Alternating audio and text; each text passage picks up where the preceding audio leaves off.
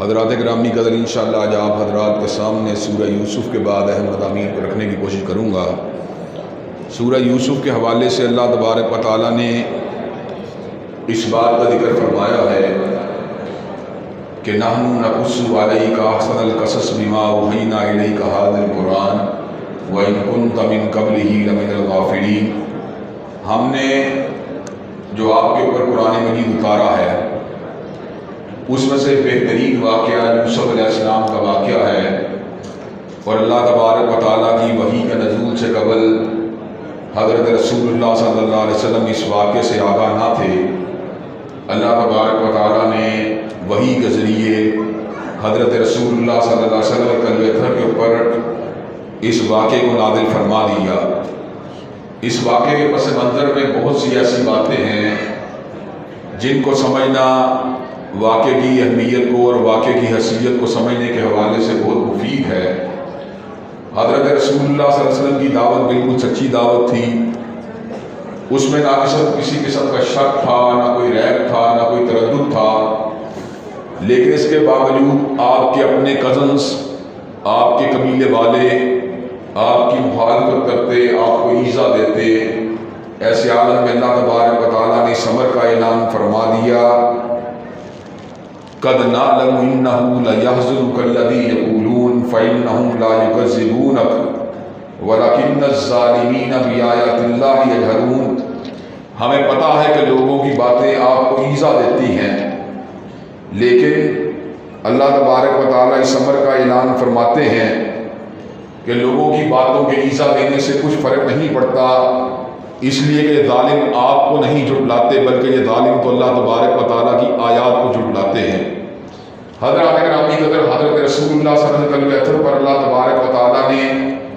سورہ یوسف کا نزول فرما کر اس بات کو واضح فرما دیا کہ آپ کی مخالفت تو آپ کے کزنز نے کی ہے، آپ کی برادری کے لوگوں نے کی ہے، لیکن حضرت یوسف علیہ السلام تو اپنے بھائیوں کی عداوت کا نشانہ بنے، اپنے بھائیوں کے حسد کا نشانہ بنے، اپنے بھائیوں کی طرف ان کو تکلیفیں پہنچی، رنج پہنچے، لیکن انجام کار اللہ تبارک و تعالیٰ کی تائید کے ساتھ، اس کی نصرت کے ساتھ اللہ تبارک و تعالیٰ نے سیدنا یوسف علیہ السلام کو غالب فرما دیا اور اس امر کا اعلان فرما دیا، واللہ غالب علی امرہ ولکن اکثر الناس لا یعلمون، کہ اللہ تبارک و تعالیٰ اپنے امور پہ غالب ہے لیکن لوگوں کی اکثریت اس بات کو نہیں جانتی۔ حضرات گرامی قدر، حضرت یوسف علیہ السلام کی شخصیت کا پس منظر کوئی یوں ہے کہ دنیا کے اندر جتنے بھی لوگ گزرے ہیں ان میں اپنی چار پشتوں کے لحاظ سے کسی شخص کا شجرہ اتنا بلند نہیں جتنا حضرت یوسف علیہ السلام کا شجرہ بلند ہے۔ خود بھی کریم ہے، باپ بھی کریم ہے، دادا بھی کریم ہے اور پردادا بھی کریم ہے، خود بھی نبی ہیں،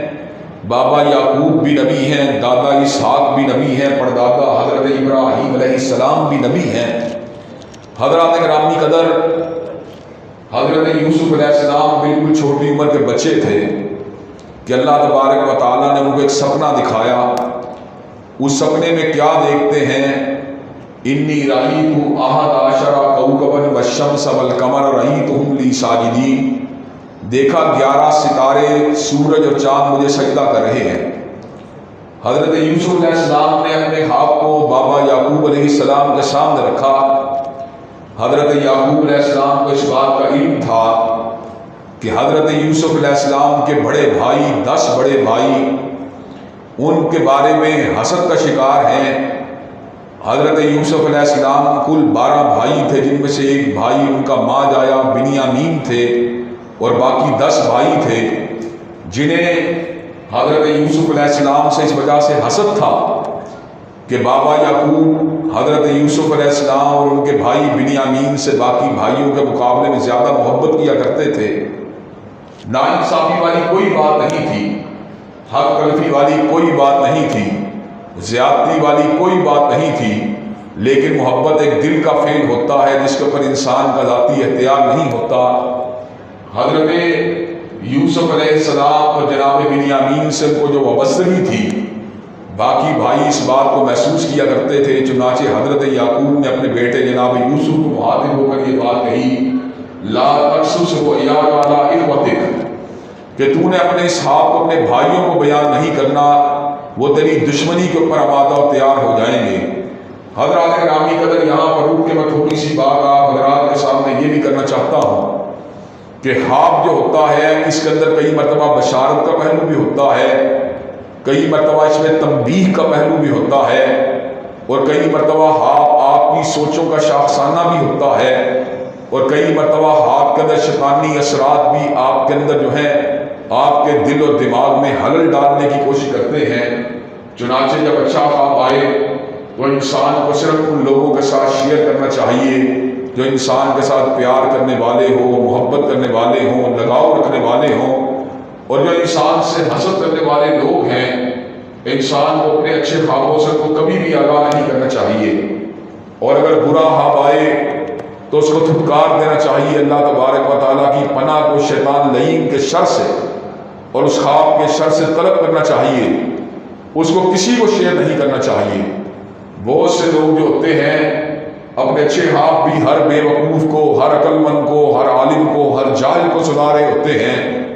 اور اپنے برے خواب بھی ہر کسی کے سامنے شیئر کر رہے ہوتے ہیں۔ برے خوابوں کے اندر اللہ تبارک و تعالیٰ سے پناہ کو طلب کرنا چاہیے، صدقہ کر دینا چاہیے، ذکر اذکار کر دینا چاہیے، اس خواب کو کسی کے ساتھ شیئر نہیں کرنا چاہیے۔ اللہ کی پناہ طلب کرنے کی وجہ سے اللہ تبارک و تعالیٰ انسان کو اس خواب کے برے تعبیر سے بچا لیتے ہیں۔ حضرات گرامی قدر، اور اگر ایسا خواب آئے جس کی تعبیر میں کوئی ابہام ہو اچھا،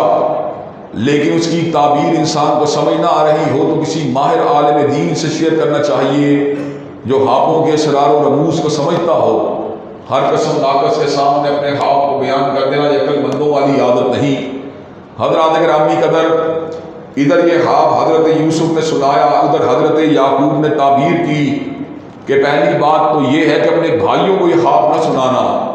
اور خواب کی اصل تعبیر بھی بیان فرما دی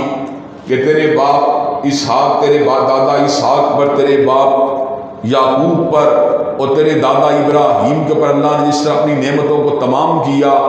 اسی طرح تیرے اوپر اور آل یعقوب کے اوپر بھی اللہ اپنے احسانات کو تمام کرنے والا ہے۔ ادھر یہ بات ہو رہی ہے، اور ادھر جناب یوسف علیہ السلام کے بھائی آپس میں پلاننگ کر رہے ہیں، کہتے ہیں نہ جانے بابا یعقوب کب تک بھیا یوسف کے ساتھ پیار کرتے رہیں گے، کیوں نہ کوئی ایسا کام کیا جائے کہ بھائی یوسف کو بابا کی آنکھوں سے دور کر لیا جائے، شاید اسی مناسبت سے بابا ہم سے پیار کرنا شروع ہو جائیں۔ حضرات گرامی قدر، اور اس وقت اس بات کو پلاٹ بھی کیا گیا کہ ان کو شہید کر دیا جائے، لیکن ان میں سے ایک بھائی نے کہا آخرکار اپنے باپ کا بیٹا ہے، شہید نہیں کرنا چاہیے، کسی اندھے کنویں کے اندر جا کے اتار آئیں گے، جو اس کا نصیب ہوگا اس کا مل جائے گا۔